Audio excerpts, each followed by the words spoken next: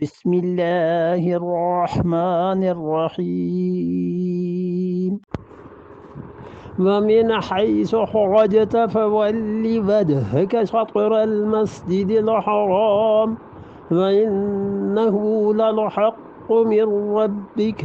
وما الله بغافل عما تعملون۔ پھر وہی بات آئی، پھر وہی بات دہرا رہی، وَمِنْ حَيْثُ خَرَجْتَ، اور آپ جہاں کہیں سے بھی نکلیں سفر میں، کسی بھی جگہ سے، جس شہر سے بھی آپ نکلیں، فَوَلِّ وَجْهَكَ شَطْرَ الْمَسْجِدِ الْحَرَامِ، اپنے چہرہ مبارک کو پھیر لیجئے مسجد حرام کی طرف۔ پہلے بھی یہ آیت آئی تھی، وہاں بھی یہی تھا، 6 مرتبہ اللہ نے اس ایک حکم کو دہرایا ہے، فَوَلِّ وَجْهَكَ شَطْرَ الْمَسْجِدِ الْحَرَامِ، آپ اپنے چہرہ مبارک کو مسجد حرام کی طرف پھیر لیجئے۔ وَإِنَّهُ، اور یہ چیز،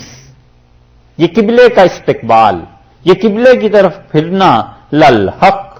بلا شک و شبہ سچ ہے، میرے رب کا، تیرے پروردگار کی طرف سے،